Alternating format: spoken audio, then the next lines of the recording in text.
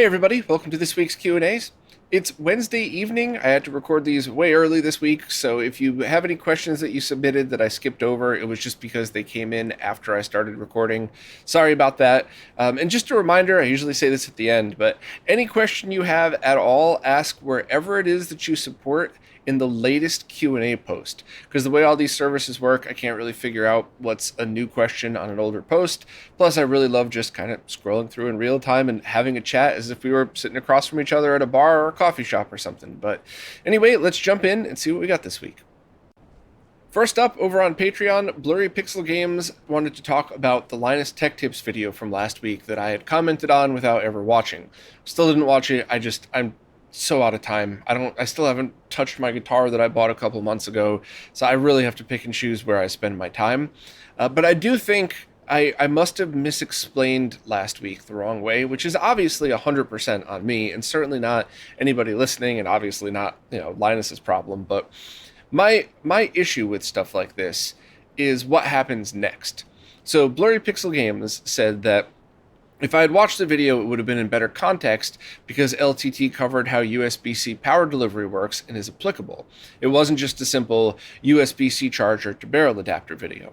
Yeah, I'd never doubted that. I never doubted that they would make a mistake or anything. And a few people mentioned something like, oh, it was a sponsored video. Well, that to me means nothing, especially coming from a group that big, because they would have never gotten that big if they just did sponsored videos for money. So, without thinking about the science. So, I mean, with all kidding aside, I know some people were joking about that. I love a good silly joke, but the reason that I have this opinion on things like that is not at all about what that project's about.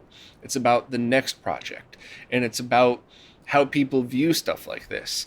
So I'm coming from this as somebody who's been focused on retro gaming for over 10 years doing RetroRGB, and since these things were the modern consoles of the era.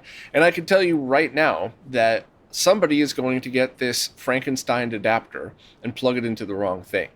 And in fact, you could even say that about the replacement triads. However, those physically can't fit into a lot of consoles. So that's much less of a worry. You need the correct pigtails for that. And, with proper labeling, both of these solutions would be fine. But I'm always worried about who gets it next.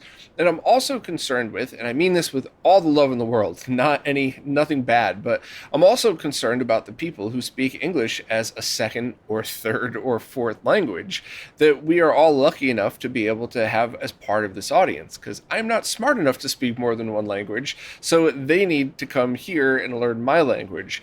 And a lot of people who speak many different languages rely on visual cues.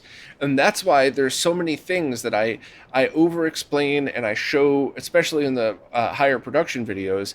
I'll show the same type of example multiple times, 3 different ways, because I want to make sure somebody who can't understand fully what I'm saying can see what I'm talking about. So when you have a bunch of USB-C adapters plugging into consoles, it doesn't matter if they did it perfectly and flawlessly. The chance of somebody else trying to wire a USB adapter directly into a Sega Genesis is very high. So I think of it from that. I think of it the same way I think of the concern I have for things like the triple bypass, which I obviously love. I spent an unhealthy amount of money testing and buying stuff to make sure that project went through, but there's still a genuine concern that the person who gets that console next, right?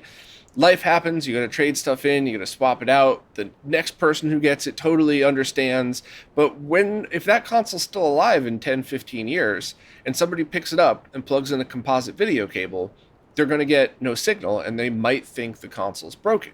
And if they opened it up and they took the time to look and go, oh, what's this? Sega triple bypass, and stick it into a search window, then that's it. You know exactly what it is. But I'm afraid a lot of this stuff is going to end up in the garbage, which is why I'm always recommending people put like stickers that don't leave the gooey bark on it, like this is an RGB modded console, or something that just lets people know. So obviously all of that could be applied to the Linus Tech Tips video. People could properly label their power supplies, but they're approaching these videos from the point of view of a tech team who wants to show you how to do something awesome, which I obviously have no problem with. I'm looking at stuff like this as this is going to be a nightmare when somebody stumbles across the solution or does it wrong. So that's if what I said last week came out wrong, then my genuine apologies to the LTT team and to anybody who I may have annoyed by that. But I think I got my perspective right this time, and I'm definitely standing by it, because it's just one of those things that I've been seeing this repeat itself over and over since these consoles were new, and I've seen people make, through no fault of their own, I've seen people make the same mistakes. So that's just what I want to comment on, and hopefully this one comes out the right way. So Blurry Pixel Games, thank you very much for your feedback and for letting me know on this. I'm always all ears if I'm making mistakes. I love it when people tell me. I would prefer if you told me politely, like Blurry Pixel Games did, but even if you're rude about it, I'll still listen. And if I do the research and I still think I'm right, we're gonna have to agree to disagree. But always keep me on my toes, please. I want to make sure I do. I want to make sure I only get the best info I possibly can out to everybody. Next up, Scherzer Steinholm wants to know if anybody knows of aftermarket rack mounts for PVM monitors. They have a Sony 14N5E, which they want to mount in a rack, and they don't think it's good enough to just have it on a shelf in the rack. So that's an excellent question. I have over here next to me, which I showed in the room tour video, if anybody wants to fast forward that, two 8-inch monitors, a PVM and a BVM, bolted to a rack mount chassis, which was meant to have dual monitors in a rack setup like that. And essentially, it's the same thing as putting a good metal shelf in it and putting the monitor on it. And I gotta double check the weight on those, but two 8-inch monitors aren't that much lighter than a 14-inch. So I would say that as long as you have a shelf weighted for the exact weight or more, I would always go more. Let me retract that comment. I'm going to pull random numbers out of my head. If your 14-inch PVM is 50 pounds, I don't know what that would be other places in the world because they don't teach Americans how to do that, but if 50 pounds, then I would get a rack rated at 75 pounds or higher, which is overkill, and it might be a waste of money, but I think we would all agree that dropping an extra 15, 20 bucks on something that could make sure your monitor and everything below it stays safe is worth the money. So I would definitely do that if you don't find another solution, but that's a great question. Can you still find those rack mounts somewhere? Are they really expensive? Is it something that people at a metal shop would be able to produce, or is it a very complicated design? And I guess this is also another question for all of you. Are there metal shops, stuff like JLC PCB's 3D printing? They did not sponsor this one, but shout out, because I absolutely loved how those things came out. But is there something like that that could do bigger designs? Because I would love to take those two amazing magnetically shielded speakers. They're just, for the money, awesome. I'm sure there's better speakers, but for what I paid, and put them in my Sammy cab, but I don't want to cut the original metal that's there. But I would have absolutely no problem unbolting that metal, sticking it inside, taping it in, and putting an aftermarket piece there with the correct holes cut for those speakers.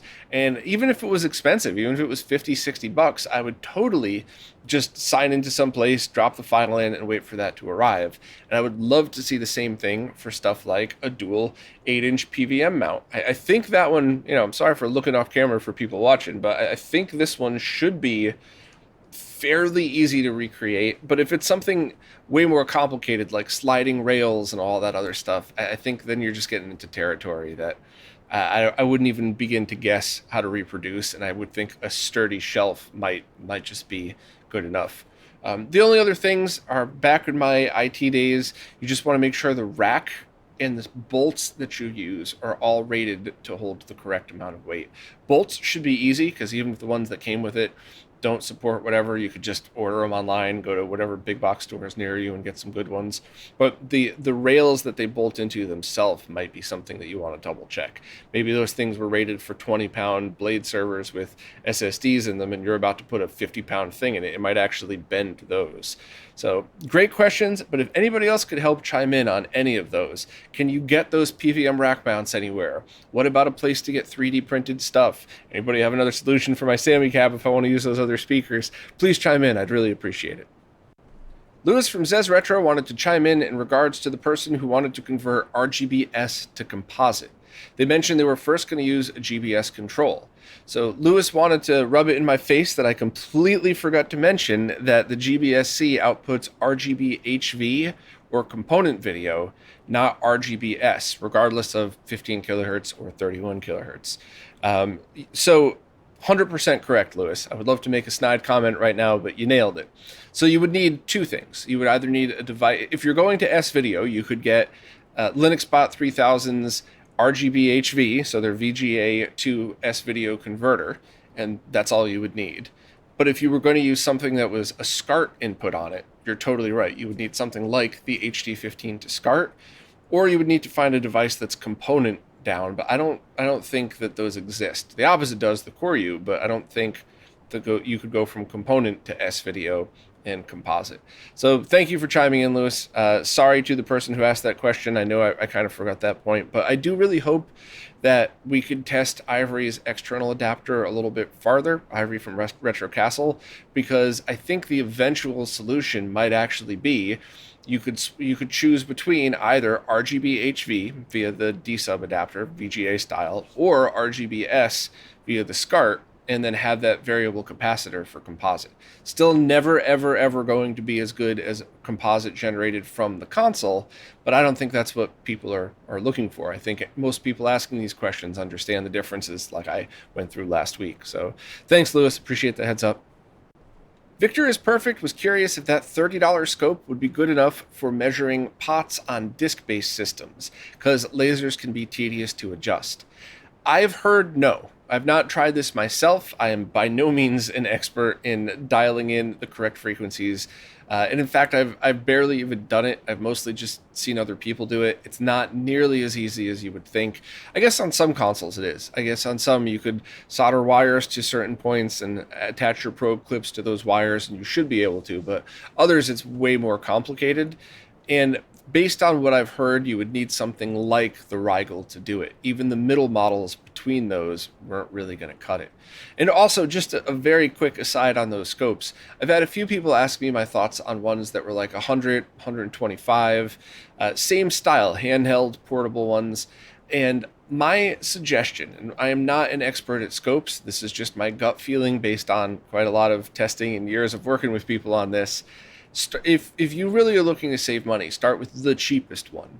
Because if you buy it and you're like, yeah, all right, I'm able to test sync on a bunch of stuff, it's handy for arcade boards, but it's kind of useless for everything else, $30 is not going to really piss you off that much most of the time. I mean, we've all gone through rough times where $30 would be a big deal, but on average, if you're buying measuring tools for your gaming setup, that's probably going to be something where you wouldn't be upset if you just left it in your toolbox and only grabbed it when you needed it.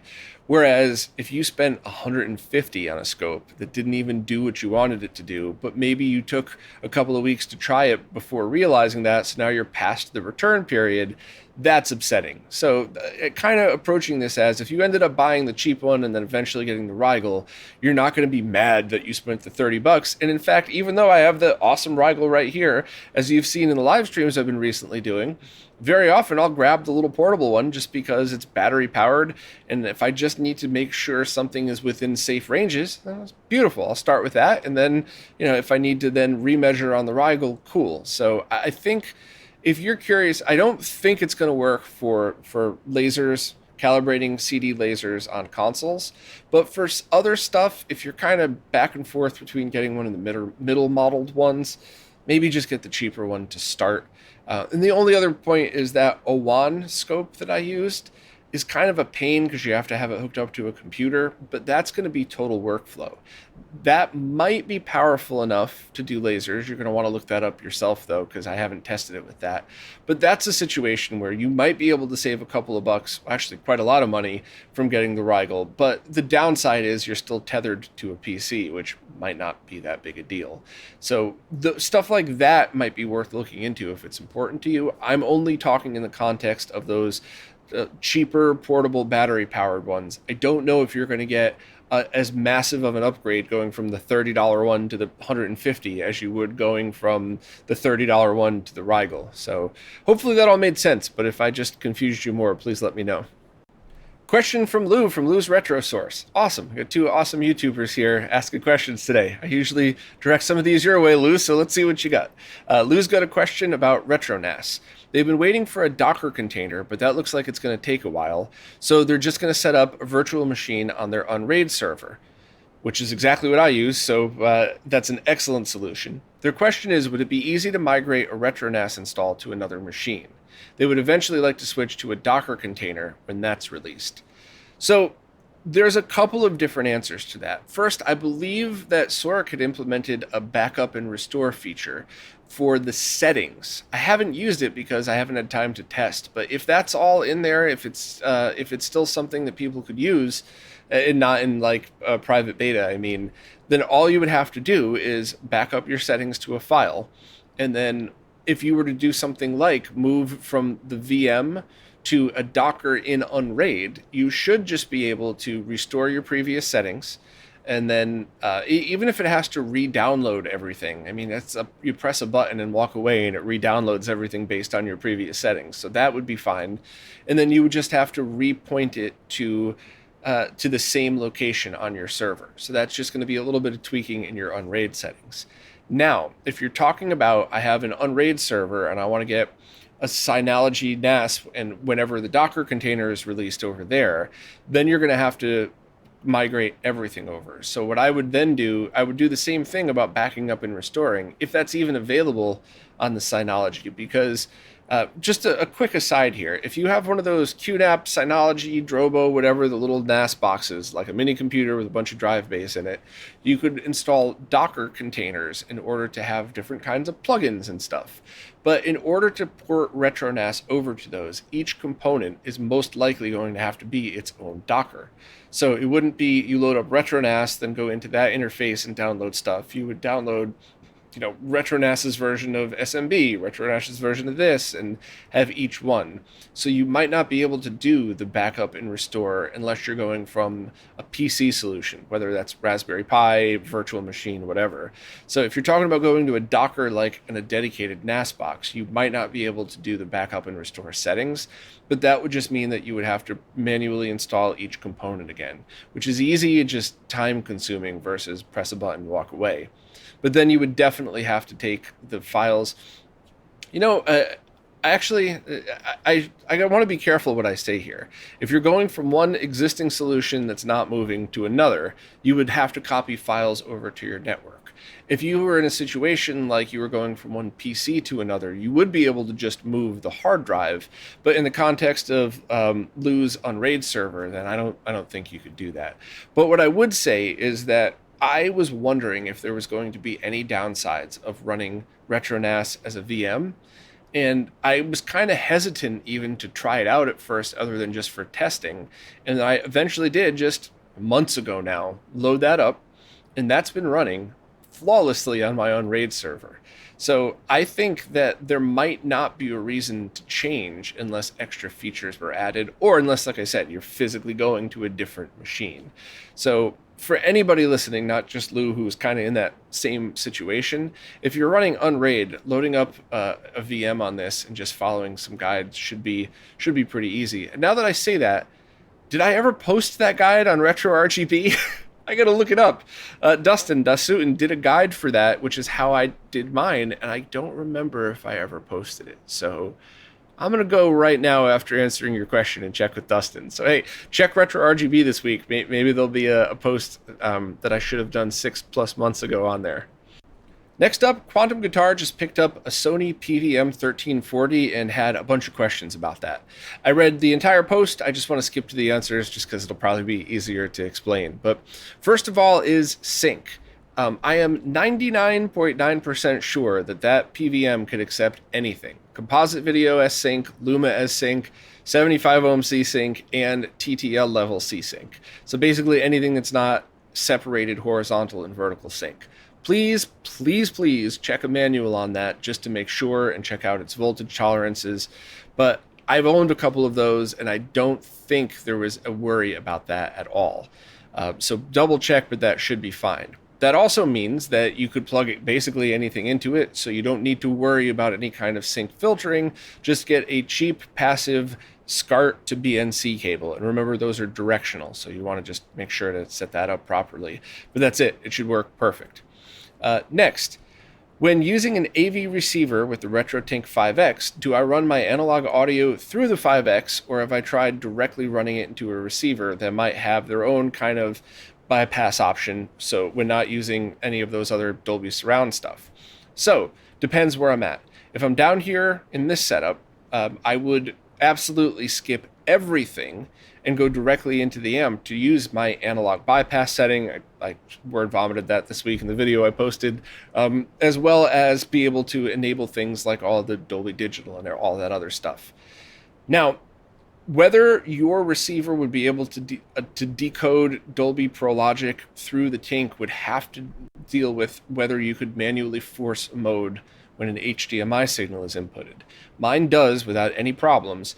Joe Redifer was nice enough to check twice for me and even sent screenshots just so I could understand what he's seeing. And his very nice receiver, way nicer than mine, could not do that. So it's not a matter of cheap, good, bad. It's just some do and some don't. So that's just something to keep in mind.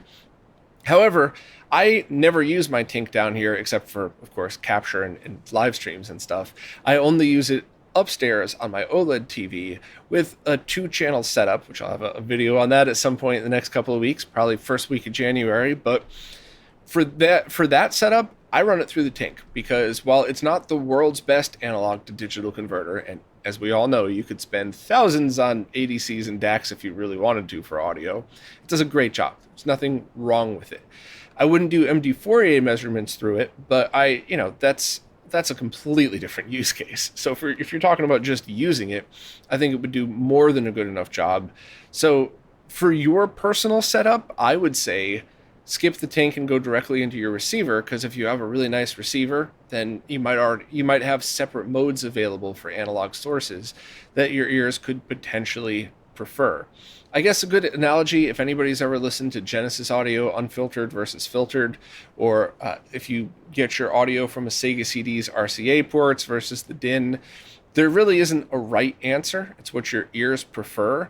But that whole direct analog bypass thing, sometimes I love it. So certainly worth looking into.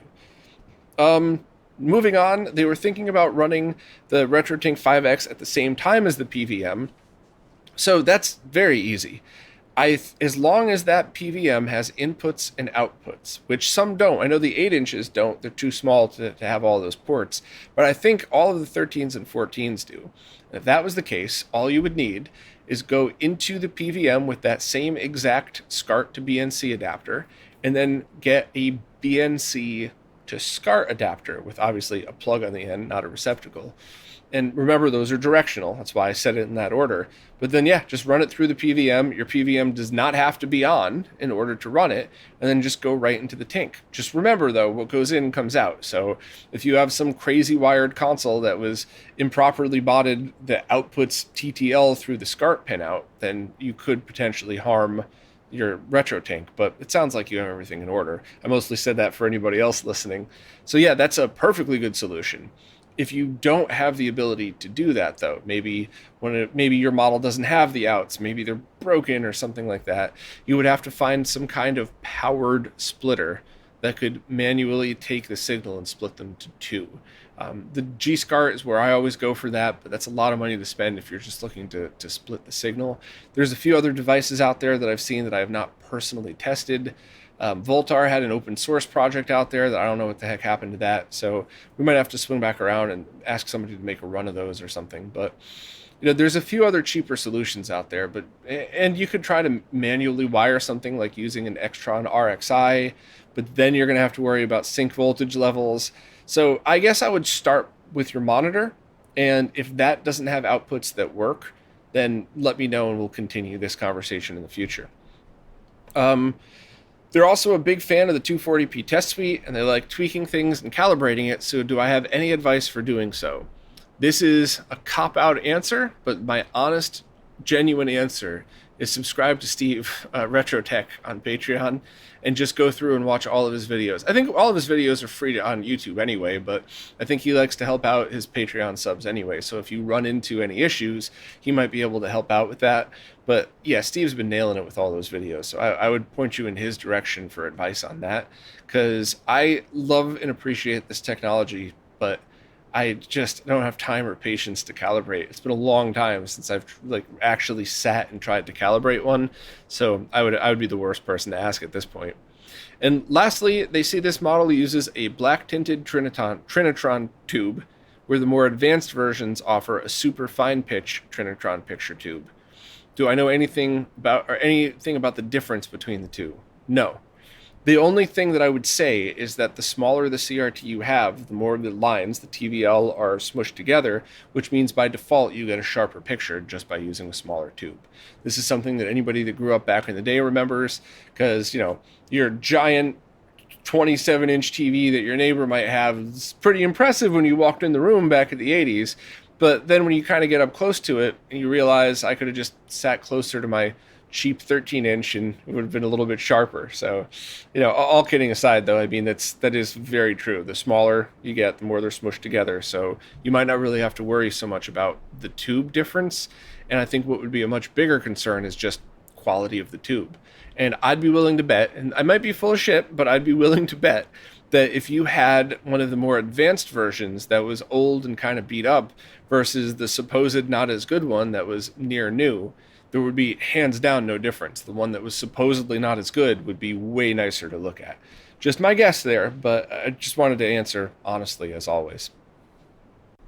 Vladimir Raskin wants to know what my thoughts are on using a PVM in a dedicated arcade setup. I think that's freaking awesome. And in fact, that's something I've wanted to do for a long time. And the only reason I didn't start going down that road now that I'm in the burbs is because I was able to get some of those candy cabs. Shout out again to Beast for helping me out with that. But so that's the only reason I didn't do that, is because I was like, all right, well, I love the way these look. These are pretty cool. I'm just going to stick with those and rebuild them from that point of view. But it's the same difference as getting a really nice consumer TV and RGB modding it versus a really nice PVM. PVM is going to look better, hands down. Now, you might prefer a different look. I'm not telling anybody what tube to prefer, but yeah, I think it's absolutely awesome. Now, you have a PVM 20L5, which is multi-format. So the only thing I'm going to add to that is if you wanted to play Dreamcast through this setup as well, then, that's got to be the coolest monitor you could imagine, right? Because then you could have all of the 15 kilohertz stuff and switch over to 480p when you're using Dreamcast, or I guess even some PlayStation 2 style arcade games. And obviously, if you wanted to have a Naomi, or I forgot what the arcade version of the PS2 is called, but now you could actually keep it a true arcade system, but also access those 31 kilohertz modes. There's actually a couple of later model arcade boards that do basically VGA, and that would allow you to have one monitor that does everything. Now, if you're talking about something like, you only care about original arcade boards from the 90s and earlier, and you're never doing 31 kilohertz, I would say maybe use that multi-format PVM elsewhere and then use a 15 kilohertz only one. But in your personal setup, it seems like you have your BVM for your main sit-down gaming, and you want to use this other one for an arcade. So I would say, hell yeah, go for it. Except you're going to run into the same problems that I ran into, which you talked about in your question anyway. There is no off-the-shelf thing that you could do for this. So what you would have to do at that point is make a decision. Do you want to build a shelf style thing, or do you want it to physically look like an arcade machine? And I don't think there's a right answer. I think this is one of those, whatever your eyes prefer is the win, because the setups at Brooklyn Arcade in the basement are essentially a BVM on a table with a pro-grade arcade stick in front of it. They have PVMs and BVMs down there, and then they have arcade boards and stuff and some consoles hooked up. And the experience is equally as good as any arcade machine, if not better, because those tubes are awesome. But it doesn't look like an arcade machine. You're not having that, I feel like I'm in an 80s or 90s arcade at that station. Brooklyn Arcade kind of feels like the most badass version of that. But just saying that one, the couple of sit-down stations they have. But if that doesn't bother you, you could get something like one of those wire racks that I talked about on wheels. And you could get, a bunch of people have suggested keyboard stands for like musical keyboards for professional keyboard players. Anybody that's a Dream Theater fan seen Jordan Rudess going nuts up there, and his keyboards don't move. So that's certainly a good place to put a nice heavy arcade stick. And you could, with those adjustable height racks, you could have something that where you sit down, you have your arcade stick kind of, normal level for you, and it'll feel like a sit down arcade, or I guess you could do the same if you wanted to stand up. But if you're talking about actually making it look like an arcade machine, I think you're going to have to make something completely custom. And I don't think it's going to be easy because while you can use some mounting points on that, you're just going to want to make sure to break. I mean, those are heavy monitors. So you're going to have to build something big and heavy that could withstand holding that weight, probably even at a slight angle. So there's always going to be some gravity pulling down on the back. And remember, the plastic backs of those 20L5 are very, very fragile. So while I don't ever want anybody to drop their PVM, if you dropped that foot off the ground on the bottom or side, it's probably going to be fine. But if you dropped it a foot off the ground on its back, that plastic is going to smush through and smash the neck board. And there goes your gorgeous monitor. So you're really going to have to decide how far you want to go. If I had an infinite budget, I know a few carpenters that are just brilliant. They're artists and carpenters at the same time that could build me something that looks just like whatever my favorite arcade cab is, where you would basically take the front off or back, slide this in its place, and it would kind of bolt in and be more than sturdy enough to hold it in place. So that's what I would do if I had like an infinite budget, but you're going to have to make the final decision on that one. As you could tell, though, I'm pretty excited about this project because it's something that I've kind of wanted to do, and I'm certainly rambling on about it. So I think that's basically all of your questions. If you really want something that's sentimental, like maybe your favorite game in the world was Mortal Kombat 2, maybe you trade this for a fully restored in mint condition MK2 machine or something like that. I don't know. You could certainly look into doing all of that stuff. But I love my 20L5. I think it's an awesome monitor, and I think this would be a perfect multicade that covers all generations of arcade if you wanted to use it. Tony Escobar has a couple of questions and a funny story to share.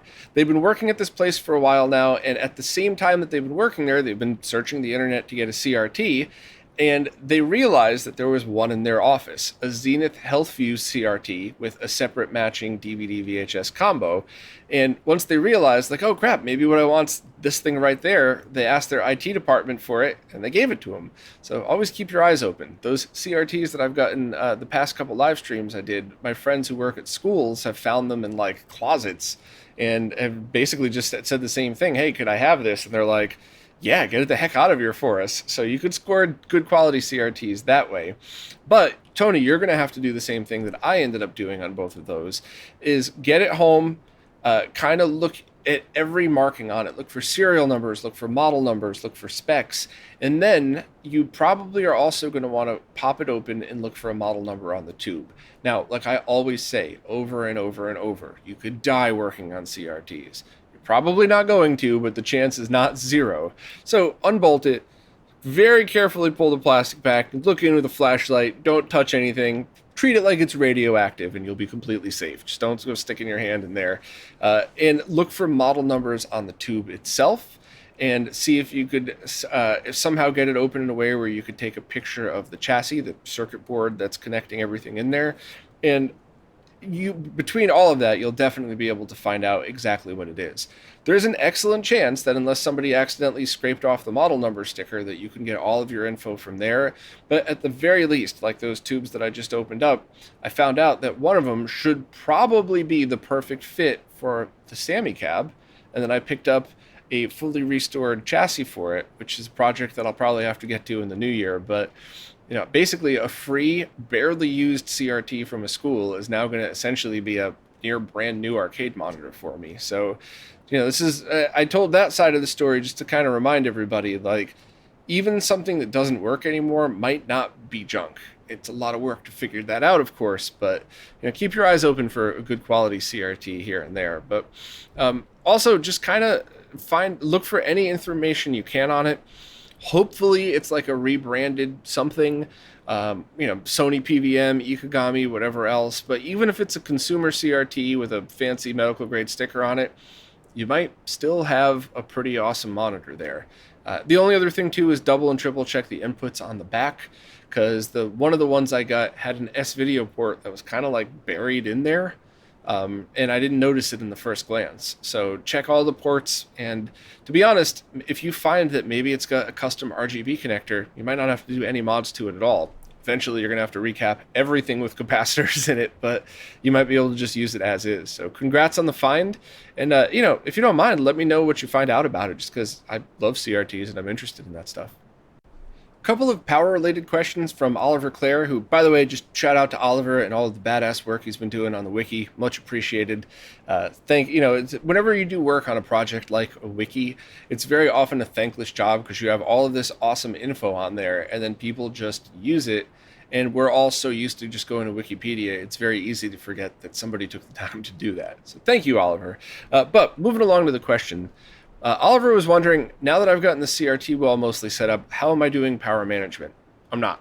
I have separate power strips, each plugged into the wall.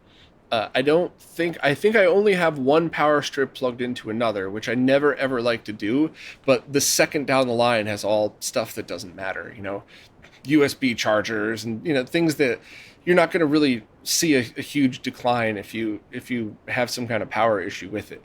But I basically turn it on in chunks. Some of the stuff is plugged into my UPS, like my UnRAID server is plugged into that. The HDMI splitter going to my projector, I showed that in the video I posted on Monday, why I needed to keep that powered 24/7. But everything else has its own set of power strips. And I tried to get the flow to feel natural. So you power one on, and that's the projector, the amps, and the things that I would use the most often: Apple TV, cassette player, record player. And then on another one, I have the analog side of it. That side with my VHS player, Betamax player, Philips CDI interactive multimedia setup, and also one of the two CRTs. And then all of the BVMs are in their own separate power strips. So those are never even basically connected until I manually go and do that.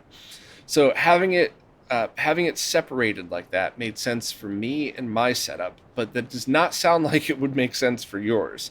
You could kind of do a variation of that where you have your core setup on one power strip, and then maybe if Oliver is connecting over 30 consoles. So you could have it based on location. This rack is on this power strip, or yada yada, whatever you want to do there.